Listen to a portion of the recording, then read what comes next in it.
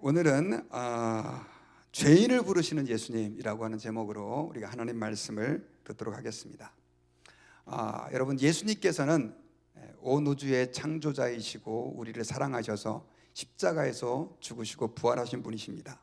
그런데 그 예수님에게 있어서 가장 중요한 한 가지가 뭐냐면, 예수님은 이 땅에 죄인을 부르러 오셨다는 것입니다. 그래서 죄인이라고 자기 자신을 인식하지 않는 사람, 내가 죄인인 것을 깨닫지 못하는 사람들은 결코 그 예수님을 믿을 수 없고 그 예수님을 섬길 수가 없습니다.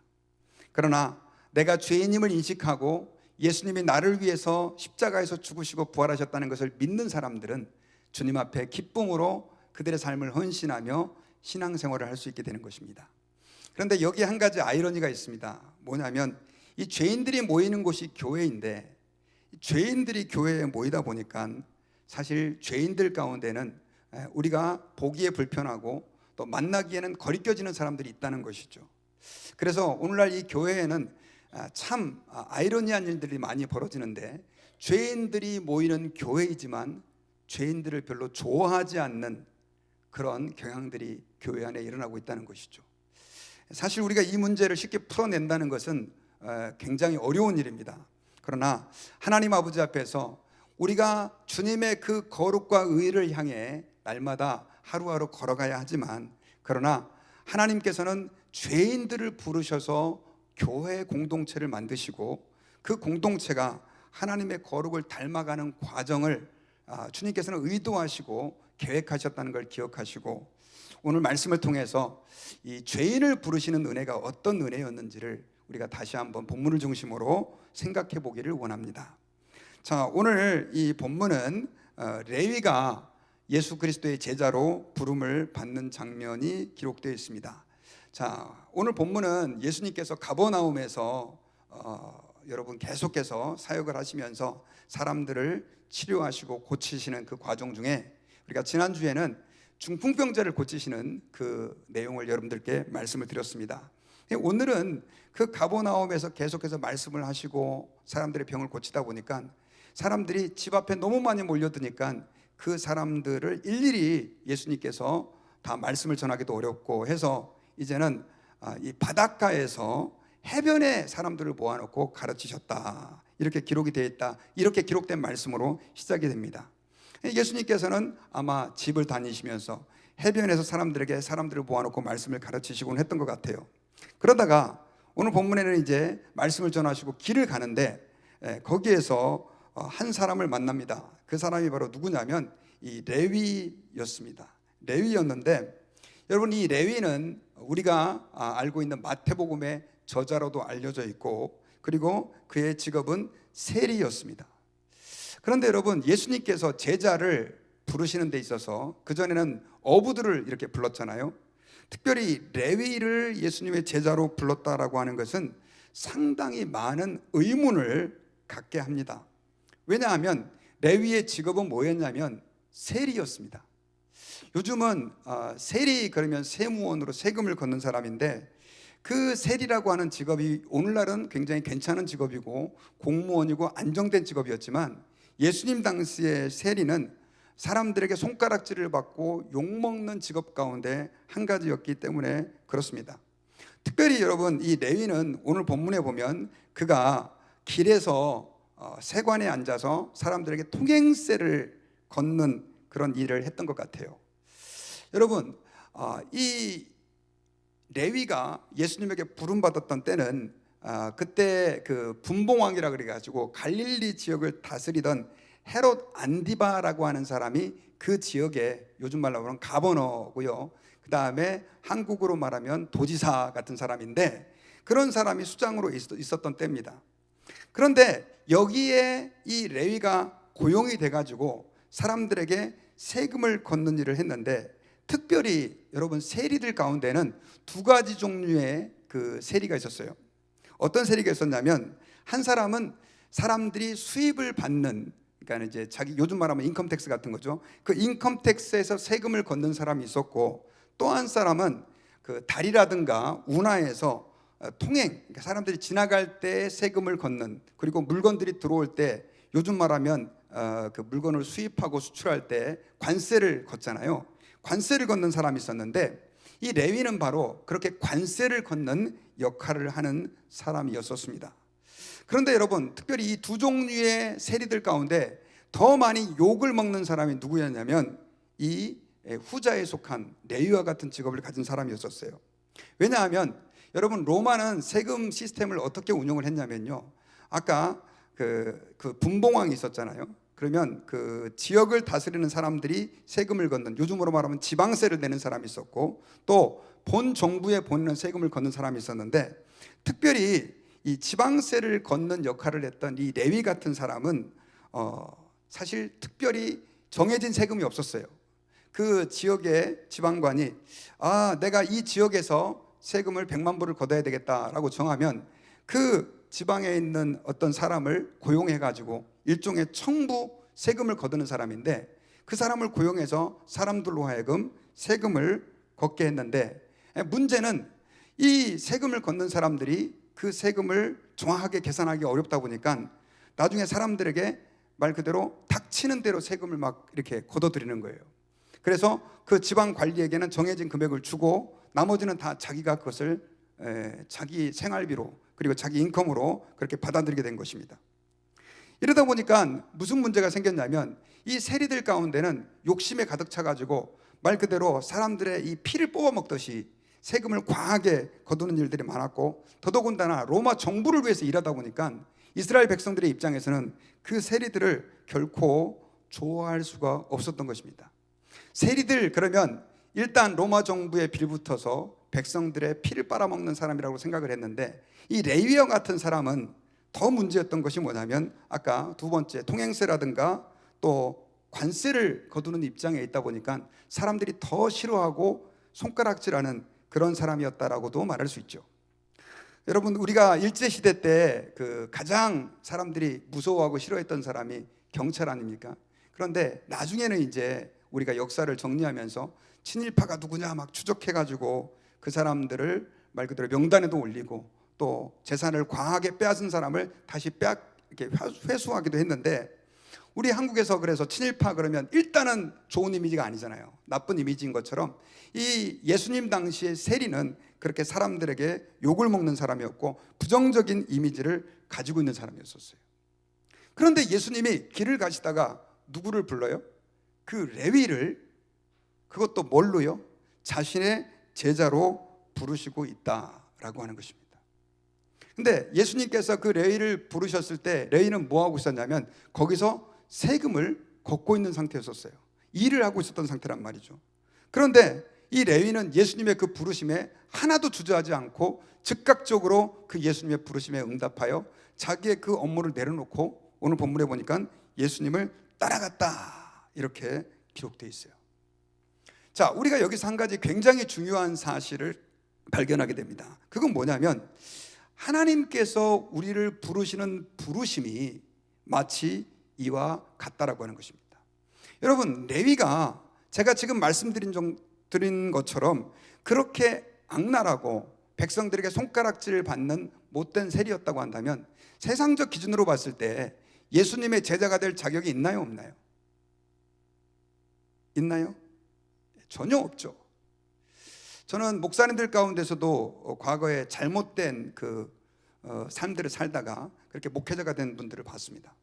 열심히 사역을 하고 하나님 앞에서 귀하게 쓰임받는데도 불구하고 과거에 그분이 했던 행적 때문에 엄청나게 사역에 어려움을 겪는 분을 봤어요.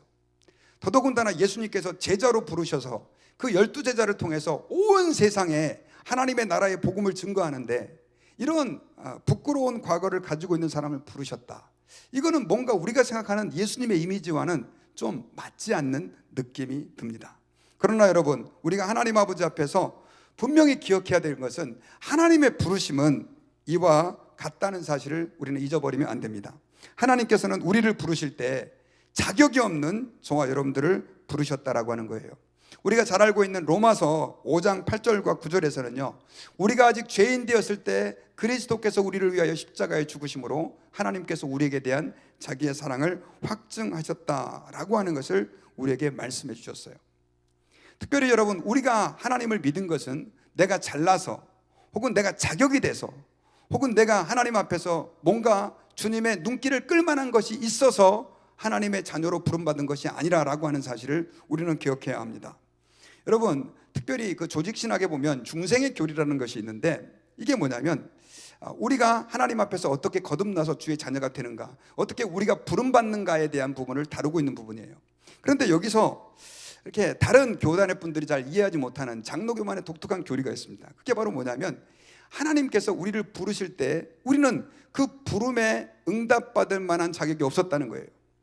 왜냐하면 우리는 이미 죄로 얼룩져서 우리의 사고와 마음이 너무나 악해지고 더러워져서 그 하나님의 부르심에 응답할 수 없다는 거예요.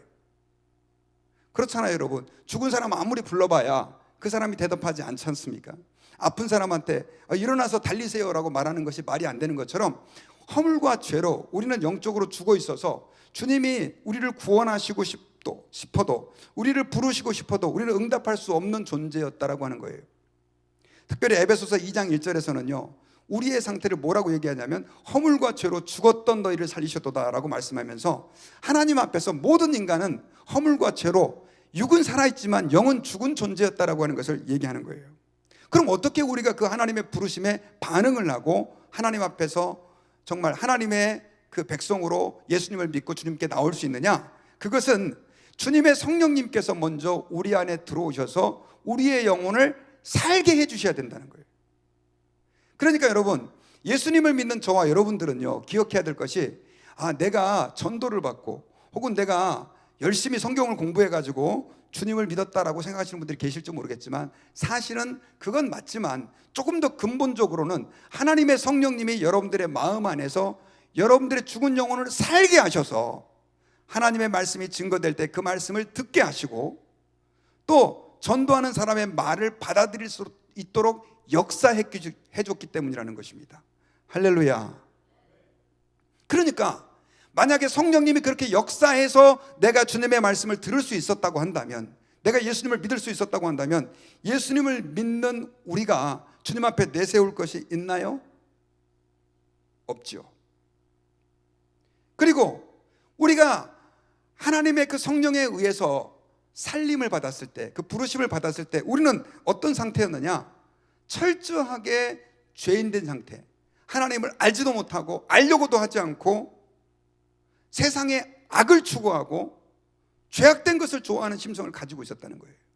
그런 우리에게 하나님은 무조건적인 은혜를 부어주셔서 우리가 하나님 앞에서 심령의 새롭게 함을 받아서 예수님을 믿을 수 있게 되었다라고 하는 것입니다.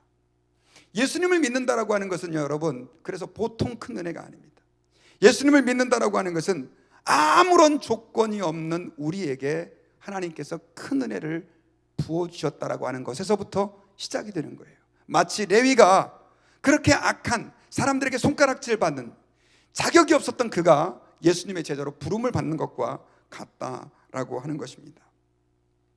저는 가끔씩 이렇게 청년들 가운데 굉장히 방황하는 청년들하고 대화를 많이 해보고, 그런 부모님들과도 이렇게 이야기를 해본 적이 있었어요. 그런데 부모님들도 힘들어하고 청년들도 힘들어해요. 학생들도 그렇고 미국에 있으면서도 꽤 많이 있었던 것 같아요. 그래서 나중에는 너무 힘들어가지고 병원에 입원하기도 하고 그런 과정이 있었는데, 그때 이렇게 학생들하고 혹은 청년들하고 대화를 해보면 그들이 공통적으로 하나 바라는 게 있더라고요. 그게 바로 뭐냐면, 조건 없이 누군가 나를 사랑해 줬으면 좋겠다, 이런 소원인 것이죠. 내가 잘하지 않아도 나를 좀 사랑해 줬으면 좋겠고, 내가 뭔가 열심히 하지 않아도 나를 그대로 품어주는 누군가가 있었으면 좋겠는데, 부모님이 그런 역할을 못 해주는 거죠. 실제로 저도 부모의 입장이지만 그렇게 할 수가 없어요. 그래서 제가 그때마다 이 얘기를 꼭 해줍니다. 예수님이 너를 조건 없이 사랑하셨다. 근데 이걸 잘 못 받아들여요. 잘 안 돼요, 이게. 여러분, 우리가 받은 사랑은요, 어마어마한 사랑입니다. 죄인된 우리를 주님이 조건 없이 품어주신 사랑이다라고 하는 것을 기억해야 합니다. 그러므로 여러분, 우리가 그 사랑을 받았다고 한다면 우리는 어떻게 살아야 되느냐? 우리는 이 세상의 현실에 대해서 너무 민감하게 반응해서는 안 됩니다. 세상 사람들은요, 이 세상 사람들이 만들어 놓은 일종의 그 하이어라키라고 그러죠. 이런 그 계층에 의해서 살아갑니다. 교육을 많이 받고 적게 받고, 재산이 많고 적고, 외모가 뛰어나고 뛰어나지 않고, 그 다음에 사람들에게 존경을 많이 받고 존경을 덜 받고. 자, 이런 여러 가지 예들에서 세상 사람들은 무엇을 행복이라고 생각합니까? 다 재산이 많아야 되고, 외모가 좋아야 되고, 그 다음에 사람들에게 인정을 많이 받아야 되고, 고통이 없어야 되고, 뭐 이런 것들이죠. 이런 것들이 행복을 좌우한다고 세상 사람들은 생각을 하는 것입니다. 그런데 여러분, 우리 예수 믿는 사람들은요, 아까 레위와 같은 입장에 있었던 우리가 예수님으로부터 정말 무조건적인, 자격이 없는 우리가 그러한 사랑과 은혜를 입어서 부름을 받았다고 얘기했을 때, 사실 그것도 저는 뭐 아예 무시할 수 있는 것은 아니라고 생각합니다. 그러나 그것이 우리의 행복과 마음을 결정해서는 안 된다는 거예요. 세상 사람들은 그럴 수 있어요. 왜? 그들은 그런 사랑을 모르니까. 그러나 우리 예수 믿는 사람들은 예수님이, 하나님의 아들이 나를 위하여 십자가에서 죽으시는, 더더군다나 자격이 없는 나를 사랑하셔서 그런 놀라운 은혜를 베풀어 주셨고, 그것을 우리가 받아들였다라고 하는 사실을 우리는 결코 잊어서는 안 된다는 것입니다. 그래서 우리는 환난 중에도 기뻐하고, 별로 가진 게 없어도 하나님 앞에 당당해야 되고요, 좀 외모가 뒤떨어져도 하나님 앞에서 우리는 당당하게 살아가야 되고요, 자식들이 좀 남들만큼 잘 못돼도 우리는 하나님께서 내게 이런 은혜를 베풀어 주셨다는 것을 가지고 감사하면서 살아야 될 줄 믿습니다. 이번에 여러분 대통령 선거가 있었잖아요. 트럼프 대통령이 됐는데, 제가 대통령 선거할 때마다 꼭 생각나는 사람이 하나 있습니다. 그 사람이 누구냐면 바로 링컨 대통령입니다. 링컨 대통령은 학교도 제대로 잘 공부를 못한 분이에요. 초등학교밖에 못 나왔고요, 또 아버지는 굉장히 가난했고 집안 자체가 너무 가난했던 그런 삶을 살았습니다. 그런데 그 링컨은 어렸을 때부터 예수님을 믿고 성경을 사랑하면서 신앙생활을 열심히 했던 분들이에요. 그런데 여러분 아시지만 그 링컨이 대통령이 될 때까지 그는 국회의원 선거에 수없이 떨어지고 그렇게 낙방을 하다가 어떻게 말하면 어느 날 갑자기 이렇게 대통령이 된 사람입니다. 그런데 사람들이 보통 이제 선거에서 떨어지고 그러면 얼마나 절망스럽습니까, 여러분? 말 그대로 모든 걸 다 투자해서 준비하고 노력하고 선거운동 했는데 안 되면 절망할 수밖에 없잖아요. 그럼에도 불구하고 링컨은 이렇게 선거에서 떨어질 때마다 한 가지 이발소 가가지고 머리도 새로 하고, 그리고 맛있는 음식도 먹고, 그러면서 걸음걸이도 일부러 더 힘차게 걷고, 이렇게 삶을 살았대요. 그 기록에 보면. 왜 그렇게 했느냐? 링컨이 한 가지 믿는 게 있었다는 거예요. 주님이 나를 사랑하고 계신다라고 하는 것을 그는 확신하고 있었다는 것입니다. 그러니까 지금 선거에서 떨어져도 절대 좌절할 일이 없다는 거예요. 이것도 하나님께서 선을 이뤄가는 과정이다라고 그는 믿었다는 것입니다. 여러분, 우리 성도들 가운데에요, 어려움과 고통이 있는 성도들 있잖아요. 링컨처럼 그때 가서 더 맛있는 거 잡수시고, 또 머리도 가서 새로 하시고, 옷도 좋은 거 사 입으시고, 또 하나님 앞에서 억지로라도 한번 웃어보십시오. 그리고 빈말이라도 하나님 감사합니다, 왜냐하면 주님이 나를 사랑하셔서 예수님을 보내주시고 하나님의 자녀 삼아주셨기 때문입니다 라고 고백할 수 있는 그런 하나님의 백성들이 되시기를 주의 이름으로 축원합니다. 자, 그리고요, 사실은 이렇게 그 은혜를 받은 사람이 가장 중요하게 해야 할 결단이 하나 있습니다. 그게 바로 뭐냐면 내려놓는 것입니다. 사실 예수님으로부터 부름받은 레위가 예수님의 그 부름에 자기가 세리로서의 그 하던 일을 내려놓고 그냥 예수님을 따랐다? 이거는 결코 쉬운 일이 아니었습니다. 왜냐하면 여러분 그런 거 아세요? 우리 한국에도 옛날에 일제시대 때 그렇게 친일파들을 사람들이 욕하고, 뭐 이완용이가 어떻고, 뭐 일본의 경찰에 빌붙어가지고 독립군 토벌하던 사람들을 욕해도 그 일을 지원하는 사람들이 적었을까요? 많았을까요? 많았습니다. 왜냐하면 현실적인 이익이 되기 때문에 그래요. 현실적인. 지금 내가 다 죽게 생겼는데 남들이 나 욕하는 게 중요한 게 아니다 라고 생각을 한 거죠. 여러분, 레위도 마찬가지였었어요. 레위는 그렇게 사람들에게 손가락질을 받는 세리였습니다. 그럼에도 불구하고 그가 세리로서의 일을 했던 건 뭐냐면 그 세리로서 가져다 주는 풍성한 재물의 그 자유함, 넉넉함이 있었기 때문에 그런 거예요. 돈이 많이 벌게 되는 직업이 바로 세리였기 때문이라는 것입니다. 그런데 아마 레위가 예수님에 대한 소문은 들었을 거예요. 가버나움에서 중풍병자를 고치셨다, 귀신들을 쫓아내셨다, 회당에서 손이 마른 사람을 고쳐주셨다. 그분이 정말 그 전하는 말씀은 보통 사람과는 다르다, 이런 얘기들은 아마 들었을 거예요. 그런데 레위는 뭐 바쁜 일과 때문에 예수님을 직접 가서 본 것 같지는 않습니다. 아마 어깨너머로 전해서 예수님에 대한 얘기를 들었던 거죠. 그런데 그분이 길을 가다가 자기를 부른 거예요. 뭐라고요? 나를 따르라. 긴 얘기도 안 해요. 네가 나를 따라야 될 3가지 이유를 정해줄게, 이런 것도 아니에요. 그냥 follow me, 나를 따라라, 이렇게 얘기를 한 거예요. 그리고 예수님은 거기서 기다리지도 않고 자기 길을 아마 갔던 것 같아요. 그럼 레위는 마음속에 그때 큰 결정을 해야 되는 거예요.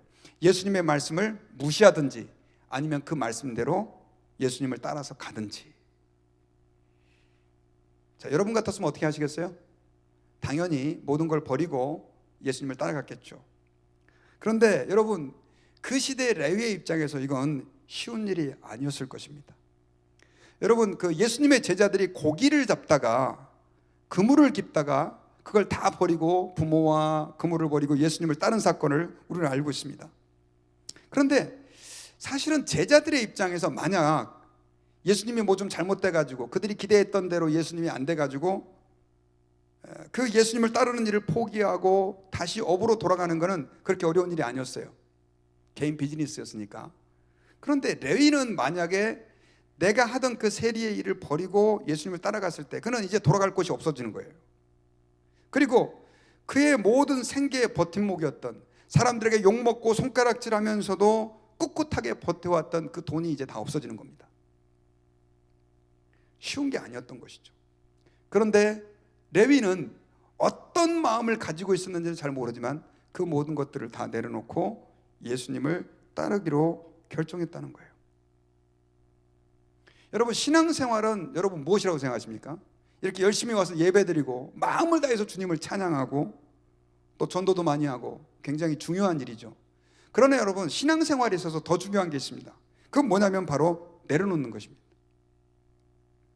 내가 붙잡고 있었던 것, 내가 최고라고 여기는 것들을 예수님을 따르기로 결정하면서 우리는 내려놔야 되는 거예요. 그럼 왜 그래야만 하느냐? 붙잡고 예수님을 따라가면 안 됩니까? 여러분, 성경에서 예수님께서 제자들을 부르실 때는요, 항상 공통적인 패턴이 있어요. 어떤 패턴이냐면 놀고 한가해가지고 뭘 해야 될까 고민할 때 부르지 않고 뭐 할 때? 바쁘게 일할 때 부르는 거예요. 그걸 내려놓지 않으면 예수님 기다려주지 않는 거예요. 더더군다나 레위 같은 경우도 길을 가다가 예수님 부르셨다는 것은 굉장히 예수님께서 그들을 지금 챌린지하고 도전하시는 겁니다. 너 나 따를래? 아니면 그거 계속 일할래? 만약에 여러분, 예수님이 똑같이 이런 상황에서 우리를 불렀다, 결코 쉽지 않을 거예요. 그런데 예수님께서 의도적으로 제자들은 바쁜 자신의 일과 가운데 있는 사람들을 부른 이유는 뭐냐면 너희들이 제자가 되려고 한다면 내려놓는 것 정도는 할 줄 알아야 된다, 이것이죠. 여러분, 우리는 예수 그리스도의 제자가 될 때, 또 주님으로부터 부름받아서 하나님을 믿고 구원받을 때 주님은 똑같이 한 가지 더 우리에게 요구하시는 것이 있다는 걸 기억해야 됩니다. 그건 뭐냐면 내려놔야 될 것이 있다는 거예요. 이 말은 오늘 성경처럼 내 직업, 내 가정 다 버리라는 의미가 아니에요. 저는 이걸 이렇게 해석을 해요. 여러분들이 가장 소중하다고 생각했던 그것들을 예수님 다음 순위로 내려놓는 것입니다. 예수님을 내 삶의 가장 우선순위로 올려놓는 것이 바로 부름받을 자격이 없었던 우리를 부르신 주님의 부르심에 응답하는 방법이라는 것입니다. 오늘날 많은 사람들이 욕을 먹는 이유가 뭐냐면요, 오늘날 많은 그리스도인들이 세상에 욕을 먹는 이유가 뭐냐면 우리는 2마리의 토끼를 다 잡으려고 그래요. 예수님도 믿고 천국도 가고 또 내가 하고 싶은 것도 다 추구하는 거죠. 그러다 보니까 우리에게 세속화되는 세상적인 그리스도인이 너무 많아진 거예요. 우리는 세상과 등질 수 없어요. 우리는 세상에서 살아야 돼요. 주님은 우리에게 세상으로 가라고 했어요. 그러나 세속화되는 것은 주님이 우리에게 원하는 것이 아닙니다. 여러분, 저와 여러분들이 하나님 아버지 앞에서 예수님을 믿었다고 한다면 내가 내려놓을 것이 있다는 것을 기억하고 무엇을 내려놔야 될지를 결단하는 은혜가 있으시기를 주의 이름으로 축원합니다. 지난번에 여기 달라스에서 그 다니엘 기도회가 있었습니다. 그때 강사로 오셨던 분이 누구냐면 이용훈 테너라고 하는 분입니다. 이분은 정말로 유명한 분이셨어요. 그 뉴욕 메트로폴리탄 오페라에서 공연도 하고 런던 오페라 하우스, 또 밀라노 라스칼라 극장에서 공연한, 말 그대로 한국인 가운데는 거의 최정상의 위치에 있는 오페라 가수다라고 할 수 있는 사람입니다. 이분이 이런 얘기를 했어요. 오페라 가수로서의 그 직업은 나의 본업이 아니다. 나는 찬양 선교사다.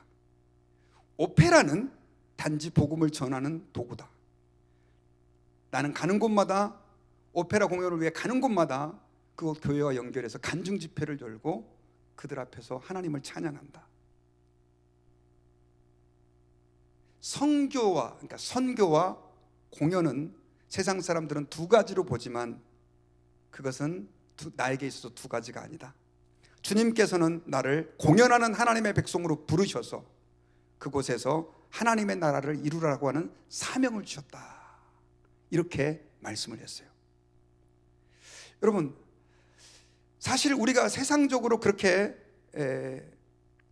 잘 나가는 그런 위치에 있으면서 하나님의 백성으로 산다는 거 쉽지 않습니다. 그러나 이분은 명확한 직업관을 가지고 있었어요.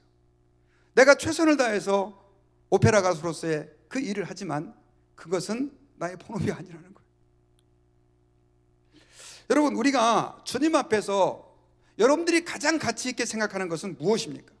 저는 여러분들이 직장생활 다 열심히 하셔야 된다고 믿습니다. 그리고 최선을 다해서 이 땅에서 성공하셔야 돼요. 그러나 그것이 여러분들의 인생의 본질적인 목적이 되어서는 안 된다는 거예요. 뭐예요? 하나님의 영광을 구하는 삶. 제가 저희 웨스트민스터 소요리문다 공부를 했잖아요. 우리 인간의 제일 되는 목적이 무엇입니까? 하나님을 영화롭게 하고 영원토록 그를 즐겁게 하는 거예요. 여러분들의 가진 모든 것을 통해서 하나님 아버지를 영화롭게 하고 그것들을 가지고 주님을 기쁘시게 해드리는 거예요. 이게 우리의 목적이라는 사실을 우리는 결코 잊어서는 안 될 줄 믿습니다. 자, 그런데 문제는 이게 쉽지 않아요. 자꾸 잊어버려요. 우리는 내가 이 땅에서 하나님이 뭔가 축복을 주셔서 성공을 이루고 뭔가 잘 되는 것 같으면 그것에 오히려 더 집착하고 마음을 빼앗기고 오히려 하나님에게서 멀어지는 일들이 너무 많이 있어요. 저는 그런 분들 봤어요. 좀 많이 안타까운데, 목사님 저 사는 게 너무 어려워요.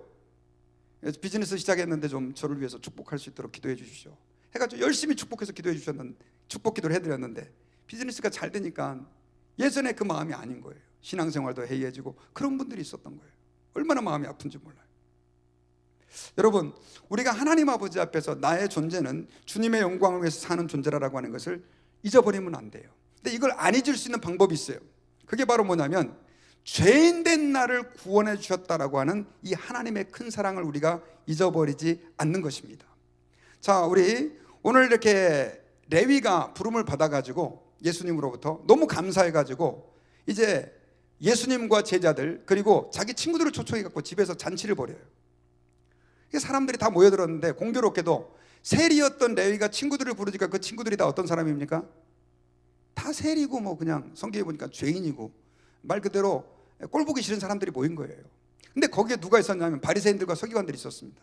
아마 예수님이 말씀을 너무 잘 전하고 그러니까 아마 듣기도 하고 싶었고 또 꼬투리도 잡고 싶었던 마음이 있었던 것 같아요. 그런데 보니까 예수님이 지금 세리들과 죄인들과 함께 식사를 하는 거예요. 그래서 이 바리새인들의 입장에서는 이 세리와 죄인들과 함께 식사한다는 것이 너무나 영어로 뭐 루드하다고 그래야 될까요? 그냥 뭐 말도 안 되는 일이었었어요. 그래서 예수님에게 예수님 어떻게 이렇게 죄인들하고 쓰레기 같은 사람들하고 식사를 합니까? 라고 예수님에게 말을 했을 때 예수님께서 17절에서 중요한 말씀을 하셨어요. 우리 같이 한번 읽어보십시다. 시작. 예수께서 들으시고 그들에게 이르시되 건강한 자에게는 의사가 쓸데없고 병든 자에게라 쓸데있느니라. 나는 의인을 부르러 온 것이 아니요 죄인을 부르러 왔노라 하시니라. 자, 예수님은 누구를 부르러 왔다고요? 죄인을 부르러 왔다는 거예요. 부름받은 우리는 다 어떤 사람들이었습니까? 죄인이었어요. 근데 문제는 많은 사람들이 이걸 잊어버려요. 바리새인들은 자기 자신을 죄인들이라고 생각하지 않았습니다.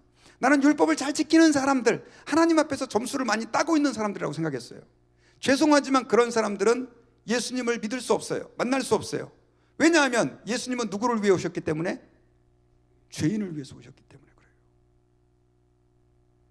여러분, 병원에 지금 너무나 많은 분들이 병원을 찾아서 가는데 난 하나도 안 아파요. 그런 분들이 병원 갑니까? 안 가요. 아픈 사람이 병원 가는 거예요. 내가 하나님 앞에서 주님 저는 죄인입니다 라고 하는 사람이 누구를 기대느냐? 예수님을 기대는 거예요.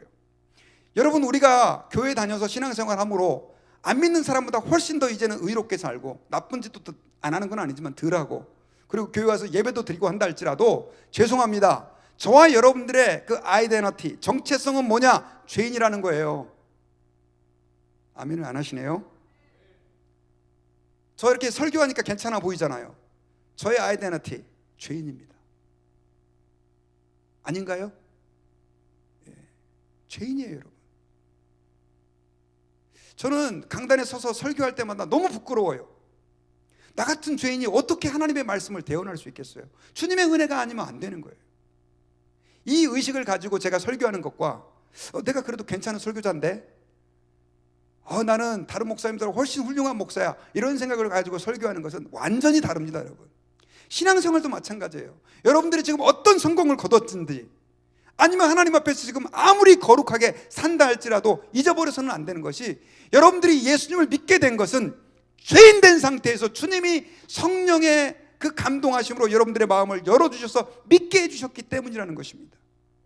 그 의식을 잊어버리지 않으면 우리는 절대로 하나님 앞에서 이 세상의 현실에 바람 한번 분다고 일이 휙 날아가고, 사람들이 누가 나한테 싫은 소리 한번 했다 그래가지고 갑자기 막 피가 거꾸로 돌아가지고 막 헷가닥 해버리고 그러지 않는다는 거죠.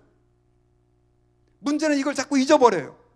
여러분, 예수님께서 병든 자에게 의사가 필요하다, 건강한 사람에게 필요 없다, 나는 죄인을 위해 이 땅에 왔다, 죄인들에게 내가 필요하다라고 하는 것을 말씀하셨던 것은, 우리가 예수 그리스도를 어떤 위치에서 믿는지를 절대 잊어버려서는 안 된다라고 하는 것을 말씀해 주는 거예요. 여러분, 예수님은 죄인 된 우리를 위한 구세주가 되신 분이에요. 하나님의 아들이, 죄가 하나도 없으신 그분이 우리를 위하여, 이 더럽고 추악한 우리를 위하여, 지옥이 있다고 한다면 가장 깊은 곳에 던져져서 뜨거운 불에서 영원히 심판받아야 할 나를 위해서 그분이 십자가에서 죽으신 것이라는 것을 우리는 절대로 잊어서는 안 돼요. 교회가 이걸 잊어버리면 다 잊어버리는 거예요. 교회에서 가장 중요한 게 뭐냐? 멋있고 우아하고, 죄송합니다, 그거 다 중요하죠.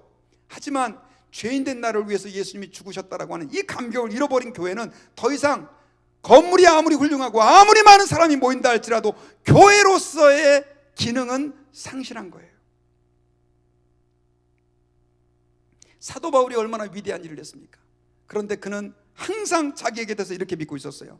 디모데전서 1장 15절, 미쁘다 모든 사람이 받을 만한 이 말이여, 그리스도 예수께서 죄인을 구원하시려고 세상에 임하셨다 하였도다.